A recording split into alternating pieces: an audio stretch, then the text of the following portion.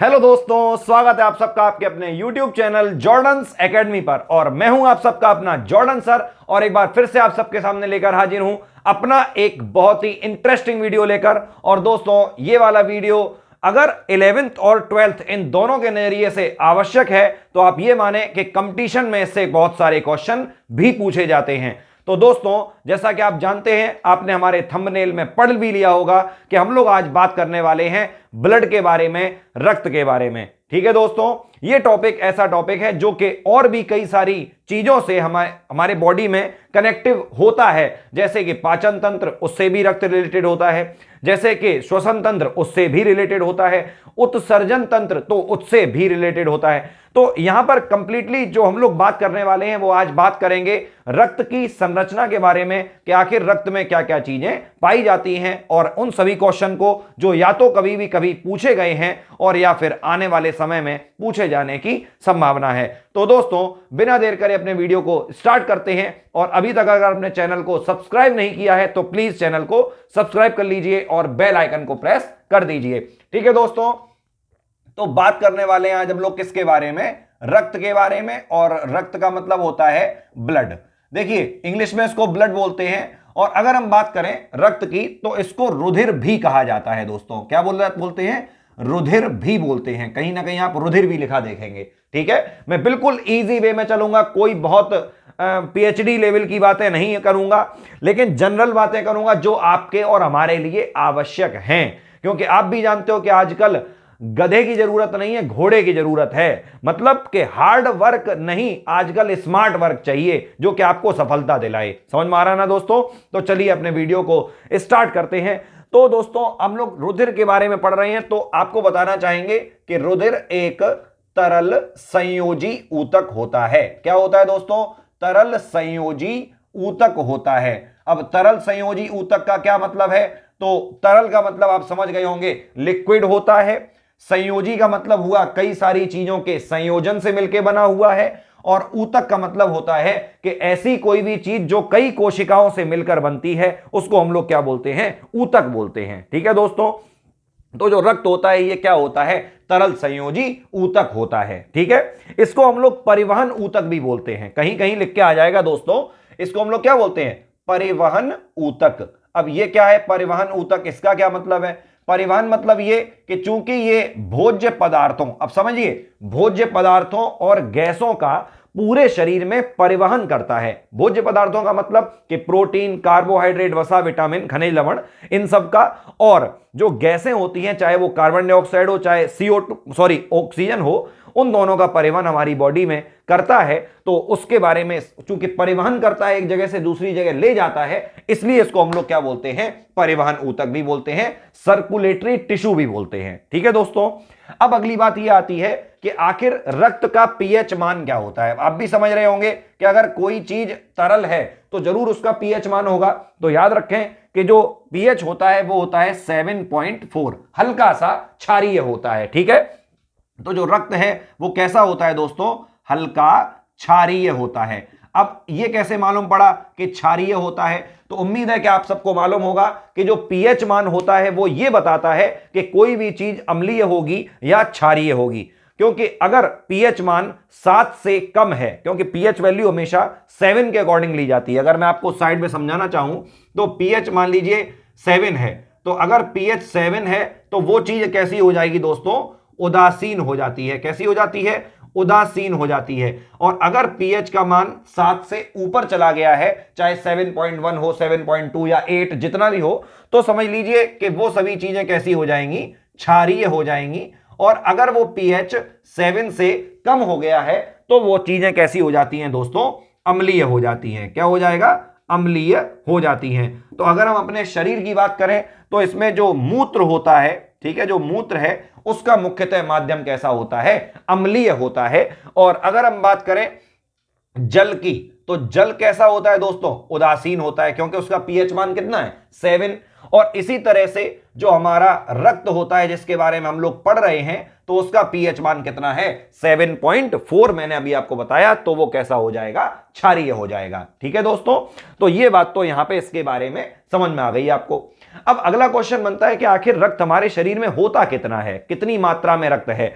तो अगर कभी पूछा जाएगा तो आप ऐसे समझें कि अगर लीटर में क्वेश्चन बनता है कि आखिर रक्त कितने लीटर होता है, तो इसका उत्तर होता है 5 से 6 लीटर। ठीक है, तो लीटर में तो 5 से 6 लीटर है। लेकिन अगर कभी क्वेश्चन बने कि शरीर के भार का कितना प्रतिशत, अब एक बात मैं आपको और बताना चाहूंगा दोस्तों, शरीर के भार का मतलब यह हुआ कि एक उसमें भी एक लिमिटेड अमाउंट होगा। अब मान लीजिए कोई आदमी 120 किलो का है, हाथी है, मिनी कहना नहीं चाहिए, मतलब एक 120 बहुत भारी कोई है, तो जरा सोच लो कि क्या उसमें रक्त उसका परसेंटेज, तो ऐसा नहीं है। हाँ, ये है कि उसमें उस इंसान को मान लो उसके हार्ट को ज्यादा मेहनत करनी पड़ रही होगी या शरीर पे ज्यादा अतिरिक्त वजन आ रहा है। तो मैं एक सामान्य बात कर रहा हूं आपसे, बहुत नॉर्मल, जैसे जो 60 70 80 किलोग्राम का जो शरीर होता है उसके आसपास की बात कर रहा हूं मैं। तो अगर हम उसका निकालें तो सीधी बात लिख दे रहे हैं, भार का लगभग 7 से 8%। ठीक है, अब जैसे मान लीजिए किसी आदमी का भार 70 किलोग्राम है, तो हमने क्या निकाला कि मान लीजिए 7% निकालते हैं, तो 7/100, तो हमने इस जीरो से ये वाला जीरो काट दिया। अब उसके बाद 7 7 जा 49 और इसका अपॉन में 10 किया, तो 10 का पॉइंट क्या, यहां पे 4.9 आ गया। मतलब ये 4.9 का मतलब कि लगभग कितना निकल रहा है, एक अप्रोक्सीमेट, एक लगभग में कितना है, 5 लीटर। तो वही तो मैंने आपको बताया था, 5 से 6 लीटर। अब ये मैंने फिर तभी तो बोला ना कि अगर किसी का वजन मान लो 150 किलो है तो तुम सोचो उसके हिसाब से, ऐसा भी नहीं है। हाँ, इतना है कि एक सामान्य मनुष्य के शरीर के भार का कितना परसेंट होता है, लगभग 7 से 8% होता है। और अगर हम लीटर में बात करेंगे तो वो 5 से 6 लीटर होता है। उम्मीद है दोस्तों ये वाली दोनों बातें भी क्लियर हो गई होंगी। ठीक, अब आगे बढ़ते हैं। अब क्वेश्चन बनता है कि आखिर रक्त किस किस चीजों से मिलकर बना होता है, रक्त के कितने भाग होते हैं। तो बड़े ध्यान से समझ लीजिए, थोड़ा सा चीजों को स्पीड में भी लेते हुए चलूंगा क्योंकि वीडियो छोटा हो और नॉलेजेबल हो तो ज्यादा अच्छा रहता है। तो शुरुआत करते हैं। लिखा है दोस्तों रक्त, तो आपको बताना चाहेंगे कि रक्त के दोस्तों मुख्यतः 2 भाग होते हैं। मेनली कितने पार्ट हैं, 2 ही पार्ट हैं, जिसमें से पहला वाला पार्ट होता है दोस्तों प्लाज्मा। क्या होता है, प्लाज्मा। ठीक, और दूसरा वाला जो पार्ट होता है उसको हम लोग बोलते हैं रुधिराणु। क्या बोलते हैं, रुधिराणु। तो प्लाज्मा और रुधिराणु ये 2 पार्ट होते हैं रक्त के। और इसमें से जो प्लाज्मा है, मान लीजिए पूरी बॉडी में जितना भी रक्त है तो प्लाज्मा हमेशा उसका 55 to 60% होता है। लगभग 55 से 60% के आसपास में क्या होता है, प्लाज्मा होता है। और बचा कितना, तो 40 से 45%। तो ये क्या होते हैं दोस्तों, रुधिराणु होते हैं। तो रक्त के कितने पार्ट बताए मैंने, प्लाज्मा और रुधिराणु। प्लाज्मा 55 से 60% और रुधिराणु 40 से 45%। ठीक है, अब बात करते हैं दोस्तों कि प्लाज्मा में क्या क्या चीजें होती हैं। तो आपको बताना चाहेंगे बहुत सिंपली फॉर्म में कि प्लाज्मा में सबसे ज्यादा मेनली केवल 2 ही चीजें हैं। अब वो 2 चीजें कौन सी हैं, पहला तो है दोस्तों 90% के आसपास में तो केवल इसमें जल है। ठीक है, जो कि कभी कभी 92% भी हो जाता है। तो लगभग 90% के आसपास क्या होता है, जल होता है। और बचा हुआ जो 7% है उसके आसपास में होते हैं इसमें प्रोटीन भी होते हैं। ठीक है, तो जल और प्रोटीन ये 2 चीजें इसके अंदर मेन है। 97% हो चुका है। बचा जो 3%, तो उस 3% के अंदर कोई बहुत इंपॉर्टेंट नहीं है। इतना याद रखिए कि ग्लूकोज भी उसी के अंदर होगा, लगभग 0.1% के आसपास में ग्लूकोज भी होता है। और उसी के अंदर मतलब सोडियम क्लोराइड, जिसको आप लोग NaCl बोलते हो, सोडियम बाइकार्बोनेट, वो भी इसी में होंगे। हार्मोन्स भी इसी के अंदर होते हैं, एंजाइम्स यहीं पे होते हैं। अब जैसे मान लीजिए प्रोटीन की बात करी हमने, तो जैसे आपने सुना होगा फाइब्रिनोजिन प्रोटीन होता है या प्रोथ्रोम्बिन होता है, एल्बुमिन। तो इस तरीके के जो कुछ प्रोटीन होते हैं वो हमेशा कहां पे पाए जाते हैं, इस प्लाज्मा वाले पार्ट के अंदर पाए जाते हैं। ठीक है दोस्तों, तो ये बात हमने किसके बारे में करी, प्लाज्मा के बारे में। अब अगली और जरूरी बात आती है रुधिराणुओं के बारे में। तो ये थोड़ा सा इंपॉर्टेंट पॉइंट हो जाएगा कि आखिर रुधिराणु का मतलब रुधिराणु कितने टाइप के हैं। तो आपको बता दें कि रुधिराणु जो होते हैं वो होते हैं 3 टाइप के, जिसमें पहले तो होते हैं दोस्तों जिनको हम लोग बोलते हैं RBC। उसके बाद दूसरे नंबर पे आते हैं उनको हम लोग बोलते हैं WBC। और उसके बाद तीसरे नंबर पे आते हैं उनको हम लोग बोलते हैं प्लेटलेट्स। क्या बोलते हैं, प्लेटलेट्स। ठीक है, तो एक एक करके चीजों के बारे में जानते हैं। सबसे पहले लिखा हुआ है RBC। तो RBC का दोस्तों मतलब होता है रेड ब्लड कॉर्पसेल्स। ठीक है, रेड ब्लड कॉर्पसेल्स। ठीक है, ये तो हो गया आरबीसी का पूरा नाम। और दोस्तों रेड ब्लड कॉर्पसेल्स इसलिए कहते हैं क्योंकि ये लाल रंग की होती हैं। अब जैसे डब्ल्यूबीसी था उसको तो व्हाइट ब्लड कॉर्पसेल्स बोलेंगे, क्या बोलेंगे, व्हाइट ब्लड कॉर्पसेल्स। याद रखें दोस्तों, व्हाइट ब्लड कॉर्पसेल्स, ठीक है।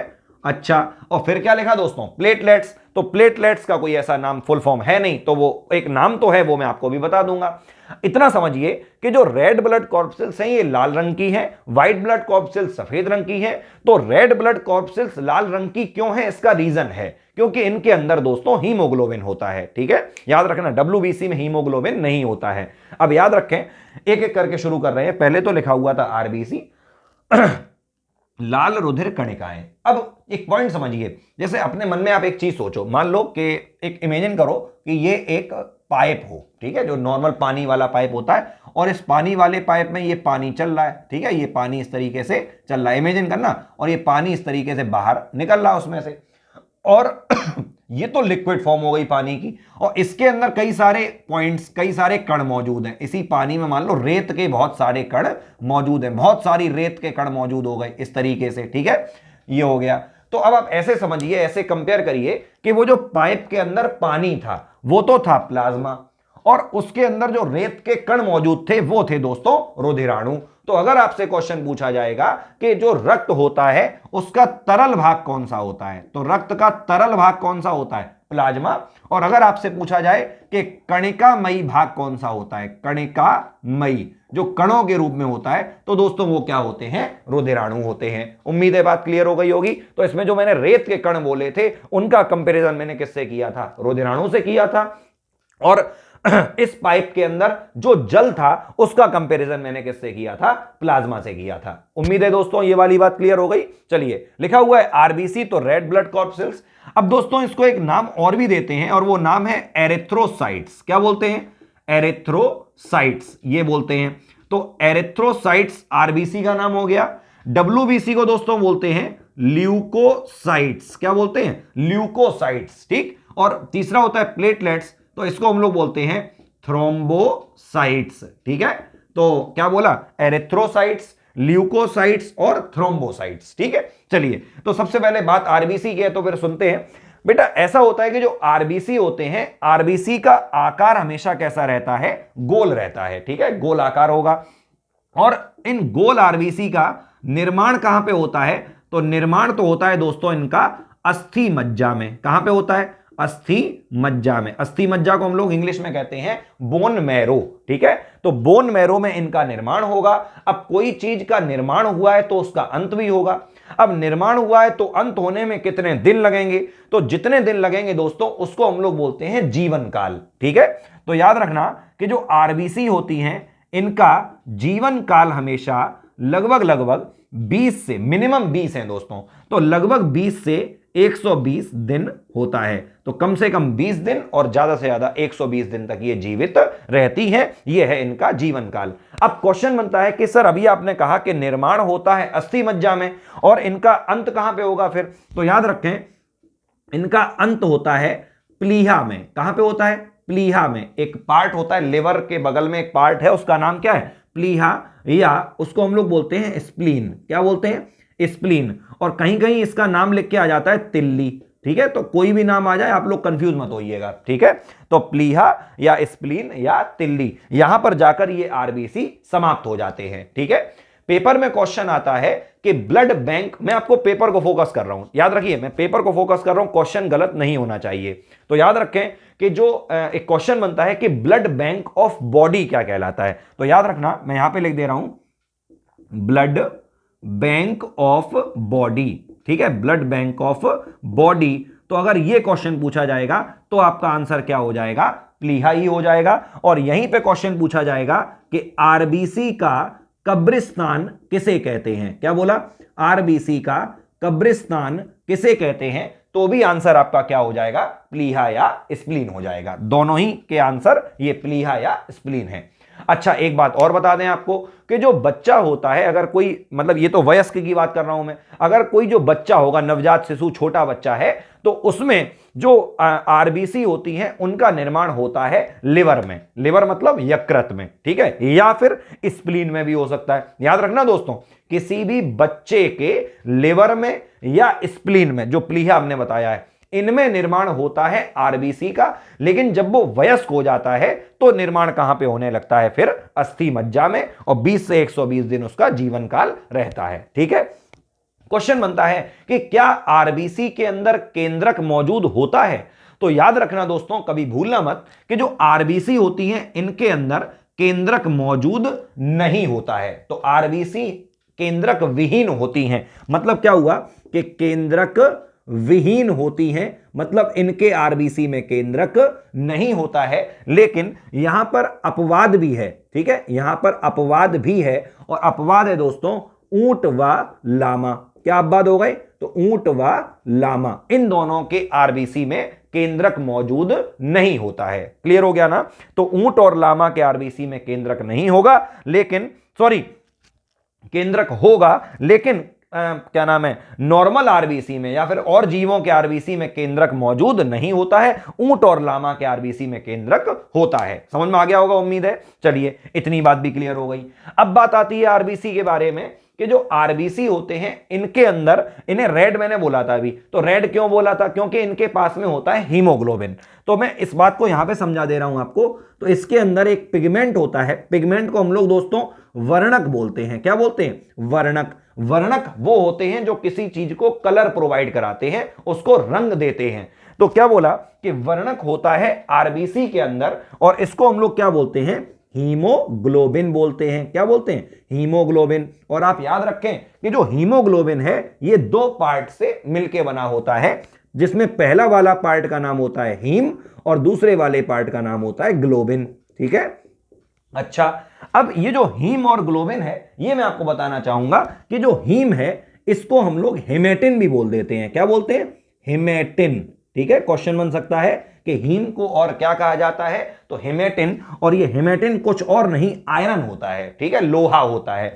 और ये जो ग्लोबिन है दोस्तों, ये होता है एक तरीके का प्रोटीन। क्या होता है? प्रोटीन होता है। अच्छा, अब पूछा जाए कि जो हीमोग्लोबिन, केवल हीमोग्लोबिन जो है, ये इसमें से हीम कितना परसेंट है और ग्लोबिन कितना परसेंट है? तो याद रखना कि जो हीम है इसकी परसेंटेज होती है हमेशा लगभग 4 से 5%। तो 4 से 5% क्या होता है? हीम। और बचा कितना दोस्तों? 95% के आसपास में, वो क्या होता है दोस्तों? ग्लोबिन। अच्छा, अब एक बात याद रखना, कभी पूछा जाए कि आरबीसी का क्या काम होता है? भाई आरबीसी हैं तो कोई काम तो करेंगे ना बॉडी के अंदर। तो याद रखना कि आरबीसी का काम होता है गैसों का परिवहन करना। ठीक है, आरबीसी का काम मैं यहां पे लिख दे रहा हूं, इसका काम है गैसों का परिवहन। ठीक है, तो गैसों का परिवहन करते हैं आरबीसी। और गैसों का मतलब क्या हुआ कि O2 और CO2, इन दोनों का परिवहन आरबीसी करते हैं, जिसमें से मेन कौन सा होता है? जो मेनली परिवहन होता है वो कौन सा होता है? ऑक्सीजन का होता है। ठीक है, क्योंकि जो आरबीसी हैं वही हमारे पूरे ब्लड में ऑक्सीजन को ले जाने का काम करते हैं। और जो आरबीसी के भी अंदर ये जो हीमोग्लोबिन है, इसके अंदर ये बंधुता होती है, ये इसके अंदर पावर है कि ये ऑक्सीजन से बंधुता कर लेता है। मतलब ये हुआ कि आरबीसी के अंदर जो वर्णक हीमोग्लोबिन मौजूद है, ये बंधुता कर लेता है, मिल लेता है, किससे? ऑक्सीजन से। और एक चीज का निर्माण करेगा, किसका करेगा वो मैं आपको यहां समझाऊंगा, तो जरा ध्यान देते रहिए बात को। मान लीजिए यहां पे मैंने लिख दिया HB, और HB का मतलब होता है हीमोग्लोबिन, प्लस इसने प्रक्रिया किससे कर ली? O2 से। तो HbO2 बन गया दोस्तों। क्या बन गया? HbO2। और HbO2 को हम लोग बोलते हैं ऑक्सी हीमोग्लोबिन। क्या बोलते हैं? Oxy haemoglobin.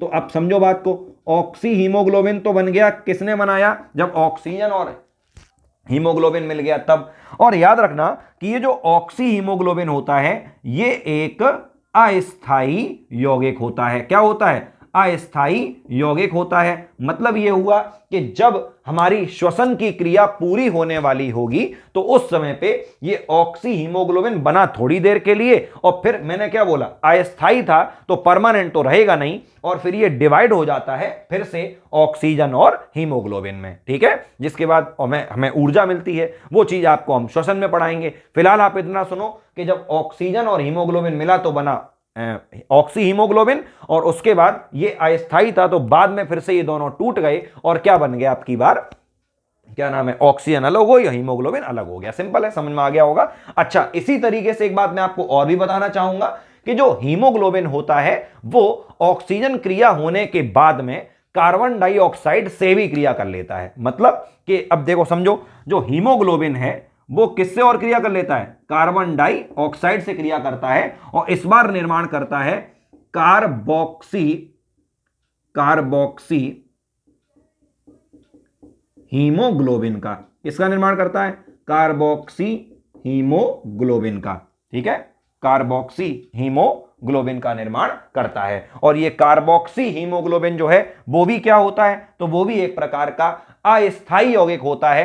अस्थायी यौगिक मतलब क्या हुआ कि बाद में ये भी बढ़ जाएगा किसमें, कार्बन डाइऑक्साइड और ऑक्सीजन में बढ़ जाता है। उम्मीद है दोस्तों ये वाली बात क्लियर हो गई होगी। तो इसको हम लोग HbCO2 भी कह सकते हैं। क्या बोल सकते हैं, HbCO2। भाई जैसे यहाँ पे HbO2 हो गया था, ऐसे तरीके से HbCO2 कह सकते हैं, मतलब कार्बोक्सी हीमोग्लोबिन, और फिर ये भी बाद में बढ़ जाएगा किसमें, कार्बन डाइऑक्साइड और हीमोग्लोबिन में। और याद रखना, इसको हम लोग कहते हैं बोर प्रभाव। क्या बोलते हैं, बोर प्रभाव। मतलब यह हुआ कि हीमोग्लोबिन पर कार्बन डाइऑक्साइड का प्रभाव, समझिए बात को, हीमोग्लोबिन पर कार्बन डाइऑक्साइड का प्रभाव क्या कहलाता है, तो इसको हम लोग क्या बोलते हैं, बोर प्रभाव। देखो जितने क्वेश्चन आज तक बने हैं, कोशिश कर रहा हूं कि उन सभी क्वेश्चन को एक साथ एक वीडियो में ले लिया जाए, जिससे ये वीडियो कंप्लीट पैकेज हो जाए आपके लिए। ठीक है, कोशिश ये रहेगी, और उम्मीद करूंगा कि एक ऐसा वीडियो भी बना दूं जिसमें मोस्टली क्वेश्चन संभावित जो मेरे बोलने से रह गए हैं। ऐसा भी भाई इंसानी तो हूं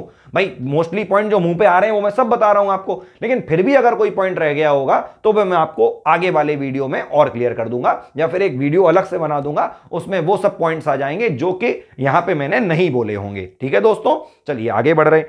तो बोर प्रभाव मतलब समझ में आ गया कि हीमोग्लोबिन पर कार्बन डाइऑक्साइड का प्रभाव क्या कहलाता है, बोर प्रभाव कहलाता है। ठीक है, अच्छा इतनी बात हो गई आरबीसी की। ठीक है दोस्तों, अच्छा अब हम लोग आगे बढ़ते हैं, बात करते हैं डब्ल्यूबीसी की। अगर कोई बात आरबीसी से रिलेटेड रह गई है तो हम आपको जरूरत पड़ने में बताएंगे। हाँ, एक दो बातें और जो मेरे मन में आई हैं वो आपको बताना चाहते हैं।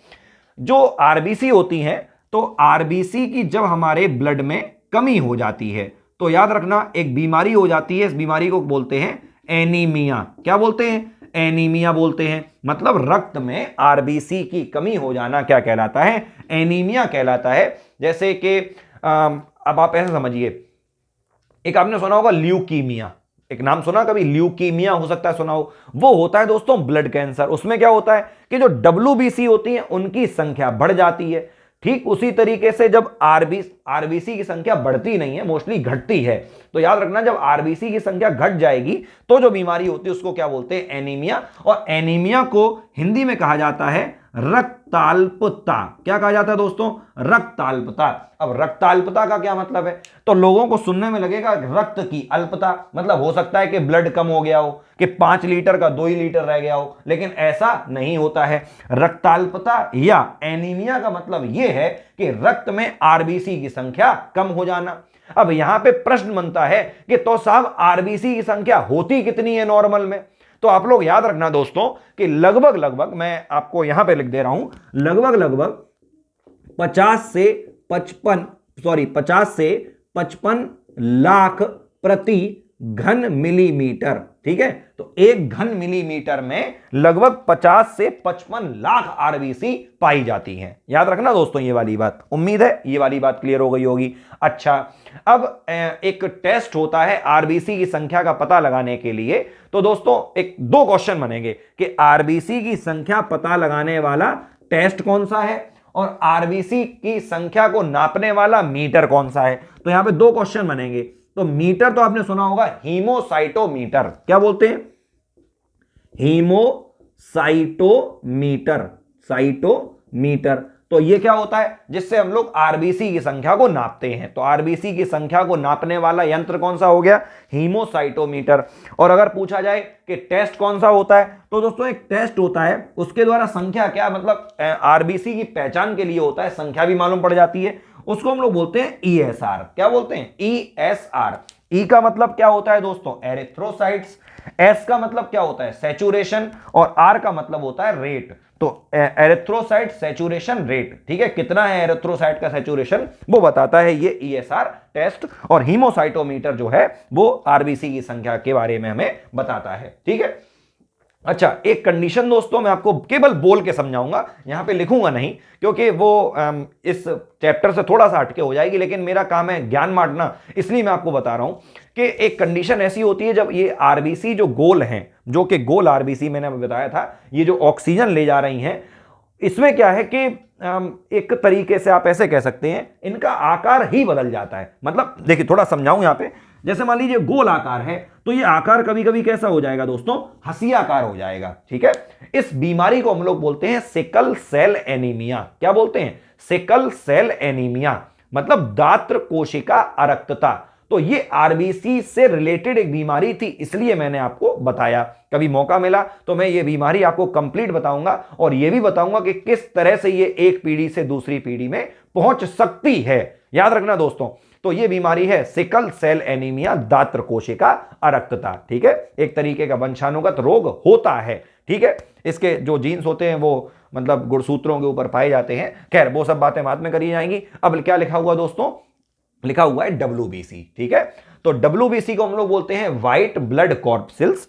और याद रखें कि इनके अंदर केंद्रक मौजूद होता है। तो यहां पे मैंने क्या लिख दिया दोस्तों, केंद्रक युक्त। अभी वहां पे क्या लिखा था मैंने, शायद लिखा नहीं भी होगा या फिर लिखा मुझे पता नहीं, केंद्रक विहीन होगा, लेकिन यहां पे क्या होते हैं, केंद्रक युक्त, मतलब इनमें केंद्रक मौजूद होता है, लेकिन आरबीसी में केंद्रक मौजूद नहीं होता है। इसका दूसरा नाम क्या होता है दोस्तों, तो ल्यूकोसाइट्स होता है। क्या नाम होता है, ल्यूकोसाइट्स होता है। अब समझो, अभी अभी मैंने एक नाम आपको हो सकता है बताया हो, TLC। नहीं बताया तो कोई बात नहीं, जैसे यहां पे ईएसआर होता है ना, इसी तरीके से यहां पे होता है TLC।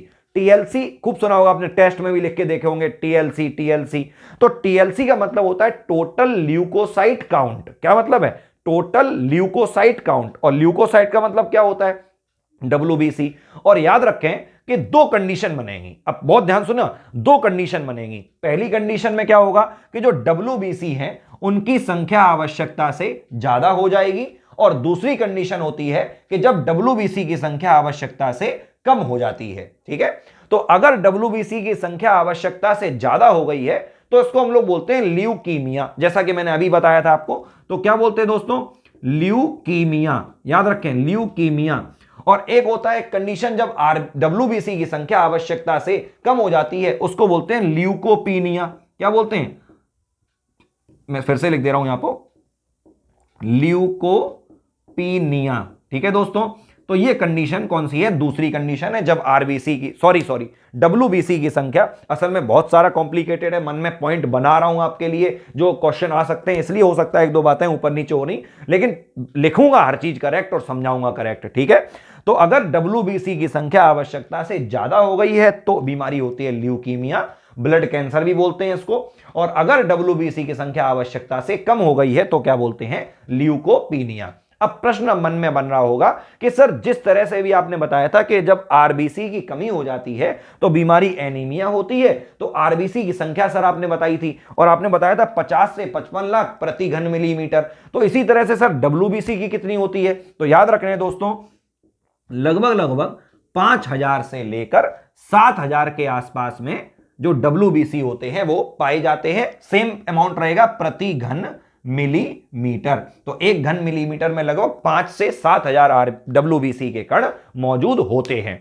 एक जगह पे कहीं मैंने क्वेश्चन लिखा देखा था कि जो आरबीसी होते हैं उनका WBC से क्या अनुपात होता है, मतलब आरबीसी और WBC का अनुपात क्या होता है। तो याद रखें कि इसका अनुपात होता है दोस्तों 600:1, मतलब एक कण अगर WBC का है तो उसके अपोजिट में 600 कण किसके होंगे? RBC के होंगे। तो ये है RBC और WBC का अनुपात। ठीक है दोस्तों, तो RBC WBC का अनुपात ये हो गया। अच्छा, अब बात करते हैं कि WBC कितने टाइप की होती है, ये भी आपको बता दें। WBC के भी टाइप होते हैं। कौन कौन से टाइप होते हैं? तो इसके दोस्तों दो टाइप होते हैं। या तो WBC में कण मौजूद होंगे, बात समझो, WBC में भी कण है, तो या तो WBC में कण मौजूद होंगे या WBC में कण मौजूद नहीं होंगे। अगर WBC में कण मौजूद हैं तो इन WBC को हम लोग कहते हैं कणिकामयी। क्या बोलते हैं दोस्तों? यहां समझा दे रहे, देखो यहां प्लेटलेट्स में आपको ऊपर समझा दूंगा, ठीक है, इतने में समझा दे रहा हूं। तो अगर मौजूद हैं कण तो इसको हम लोग क्या बोलते हैं? कणिकामयी, या इंग्लिश में दोस्तों कहते हैं ग्रेन्युलोसाइट्स। क्या बोलते हैं? ग्रेन्युलोसाइट्स बोलते हैं। ये अगर कणिकामयी होगी तब है। और दूसरी वाली होती है दोस्तों अकणिकामयी। क्या बोलते हैं? अकणिकामयी, तो इसको बोलते हैं एग्रेन्युलोसाइट्स। क्या बोलते हैं? एग्रेन्युलोसाइट्स। ठीक है, तो एक होती है ग्रेनुलोसाइट्स, एक होती है एग्रेनुलोसाइट। अगर कण मौजूद हैं तो कणिकामयी, और अगर कण मौजूद नहीं है तो अकणिकामयी। अब याद रखें, इसके भी अंदर टाइप हैं। कैसे टाइप हैं? तो जो कणिकामयी WBC होती हैं, जो कण वाली WBC होती हैं, वो होती हैं 3 टाइप की, और जो अकणिकामयी WBC होती हैं वो होती हैं 2 टाइप की। तो अकणिकामयी वाली जो 3 टाइप की हैं उसमें एक को बोलते हैं इओसिनोफिल्स। क्या बोलते हैं? इओसिनोफिल्स बोलते हैं। पहली बात क्लियर हो गई? ठीक है। उसके बाद एक होती हैं दोस्तों बेसोफिल्स होती हैं। कौन सी होती हैं? बेसोफिल्स होती हैं। ठीक है, 2 हो गई। और एक और होती है दोस्तों न्यूट्रोफिल्स। कौन सी होती हैं? न्यूट्रोफिल्स होती हैं। तो ये 3 टाइप की होती है WBC के अंदर, कणिकामयी WBC। ठीक है भाई। अच्छा, अब इनसे रिलेटेड जो बातें जरूरी हैं वो मैं आपको एक एक करके बता दे रहा हूं। जो इओसिनोफिल्स हैं ये केवल 2-3% हैं WBC की। ठीक है, तो WBC की 2-3% कौन है? इओसिनोफिल्स। अच्छा, एक बात खत्म। नंबर 2 पे क्या लिखा? बेसोफिल्स। और हां, कुछ एलर्जी से बचाती हैं हमें। कौन? इओसिनोफिल्स। याद रखना, एलर्जी से बचाती हैं। अच्छा, नंबर अगले पे क्या आ गया? बेसोफिल्स। बेसोफिल्स संख्या में बहुत कम है दोस्तों। तो कंप्लीट WBC का 0 पॉइंट, अगर आप नोट्स बना लीजिए, अगर आप चाहें तो उसके नोट्स बना लीजिए। तो जो बेसोफिल्स हैं ये कंप्लीट WBC का 0.5% होती हैं। लगभग कितना मैंने बोला? जैसे ये बोला लगभग 2 से 3%, तो ये क्या होता है? 0.5% के लगभग में क्या होती हैं? बेसोफिल्स होती हैं। और WBC का सबसे ज्यादा बड़ा भाग कौन सा होता है दोस्तों? न्यूट्रोफिल्स होता है। क्या होता है? न्यूट्रोफिल्स। आप ये कह सकते हैं कि लगभग 60 से 70% के आसपास में क्या होती हैं? न्यूट्रोफिल्स होती हैं। और जो हानिकारक बैक्टीरिया होते हैं उन्हें मारने का काम कौन करती हैं? न्यूट्रोफिल्स ही करती हैं। ठीक है, तो हानिकारक बैक्टीरिया को मारने का काम करती हैं न्यूट्रोफिल्स, और इसीलिए इनको हम लोग बोलते हैं माइक्रोफेजिज। क्या बोलते हैं? माइक्रोफेजेज। माइक्रो मतलब होता है सूक्ष्म जीव, और फेजेज मतलब होता है भक्षण करने वाली। तो जो सूक्ष्म जीवों का भक्षण कर लेंगे उसको हम लोग क्या बोलते हैं? माइक्रोफेजेज बोलते हैं। किसको बोलते हैं? न्यूट्रोफिल्स को बोलते हैं। ठीक है दोस्तों। अच्छा, ये बात खत्म हो गई किसके बारे में? कणिकामयी के बारे में। अब हम लोग बात किसके बारे में करेंगे दोस्तों? अकणिकामयी के बारे में। तो जो अकणिकामयी वाली WBC है वो होती है 2 टाइप की। अब 2 टाइप की कौन कौन सी होती है? एक होती है दोस्तों मोनोसाइट। कौन सी होती है? मोनोसाइट होती है। ठीक है, और दूसरी वाली होती है लिम्फोसाइट। हो सकता है ये नाम आपने सुना हो।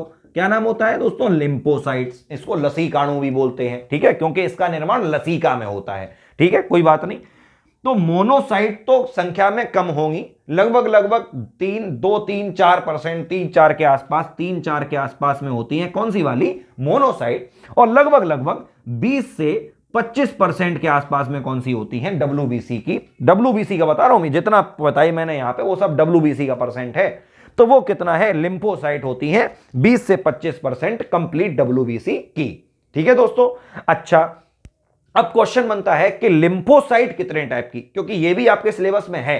तो अब मुझे मालूम है वीडियो कॉम्प्लिकेटेड हो रहा है, लेकिन मेरा काम है बताना बेटा, इसलिए मैं आपको हर बात बताऊंगा। एक वीडियो ये, अभी तो 2 वीडियो और आने हैं केवल ब्लड के, तब कहीं जाके मैं समझा पाऊंगा कि हाँ, अब मैंने आपको कुछ समझा पाया है। ठीक है, तो लिम्फोसाइट के भी कितने टाइप होते हैं दोस्तों? तो 2 टाइप के होते हैं।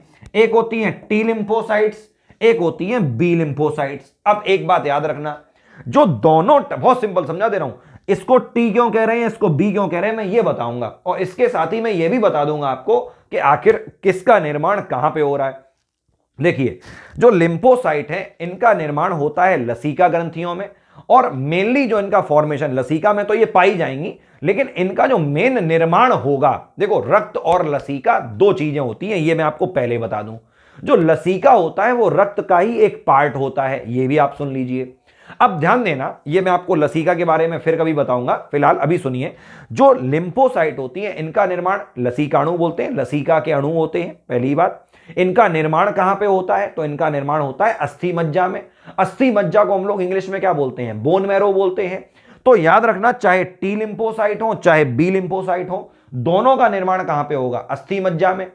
चूंकि, अब बहुत जरूरी बात है, ध्यान लगा के सुनना, चूंकि जो टी लिम्फोसाइट है इनका मैच्यूरेशन, इनका परिपक्वन थाइमस ग्लैंड में हो रहा है, थाइमस ग्रंथि में हो रहा है, इसलिए इनको हम लोग क्या बोलते हैं, T lymphocyte, T for thymus.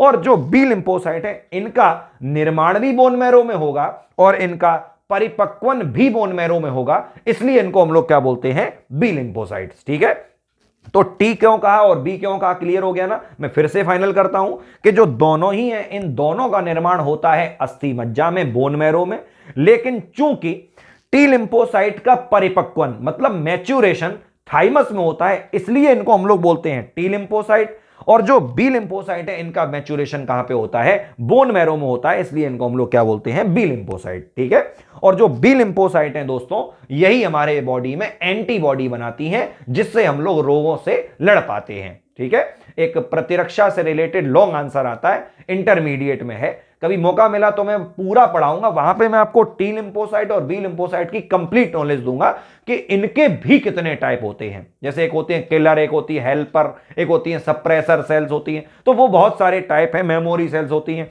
वो यहां पे इनके टाइप में आपको तब बताऊंगा। ठीक है, लेकिन याद रखना कि एंटीबॉडी का निर्माण कौन करती हैं, बी लिम्फोसाइट, और इन बी लिम्फोसाइट की मदद कौन करती हैं, टी लिम्फोसाइट। मतलब दोनों मिलकर किसका निर्माण करेंगी, एंटीबॉडी का, जो मेनली कौन बनाएगा, बी लिम्फोसाइट। ठीक है दोस्तों, बात खत्म करते हैं। अब तीसरी और अंतिम बात आती है दोस्तों, क्या लिखा हुआ है, प्लेटलेट्स। ठीक है, अच्छा, अब एक बात और समझो, जो आरबीसी है इनका आकार निश्चित है।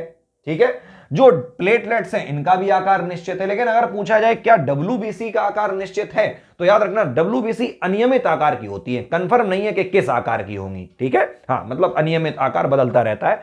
अब आती है बात प्लेटलेट्स के बारे में, तो इसका तो नाम आप लोगों ने, आजकल डेंगू भी खूब चला बीच में, तो आपने खूब सारा नाम इसका सुना भी होगा। तो प्लेटलेट्स को हम लोग दोस्तों थ्रोम्बोसाइट्स बोलते हैं, और दोस्तों इसमें भी केंद्रक मौजूद नहीं होता है। इसका मतलब ये भी कैसी हो जाएंगी, केंद्रक विहीन। ये भी मैंने क्यों कहा, क्योंकि आरबीसी में भी केंद्रक नहीं था, तो इन तीनों में से केंद्रक किसमें था, तो केवल डब्ल्यूबीसी में था। ठीक, अब केंद्रक विहीन है, और प्लेटलेट्स का काम आपको मालूम होगा कि जो प्लेटलेट्स हैं वो दो प्रोटीन का यूज करती हैं। उन प्रोटीन के नाम क्या हैं दोस्तों, उम्मीद है याद होगा। एक का नाम होता है फाइब्रिनोजिन, क्या मतलब है, फाइब्रिनोजिन, और दूसरे प्रोटीन का नाम होता है प्रोथ्रोम्बिन, क्या मतलब है, प्रोथ्रोम्बिन। तो याद रखना है कि जो प्लेटलेट्स होती हैं वो फाइब्रिनोजिन और प्रोथ्रोम्बिन, इन दोनों प्रोटीन का यूज करते हुए हमारे रक्त का थक्का जमाती हैं। क्या जमाती हैं, तो रक्त का थक्का जमाती हैं। अच्छा, एक बात और बताने से मैं रह गया आपको, वो भी सुन लीजिए।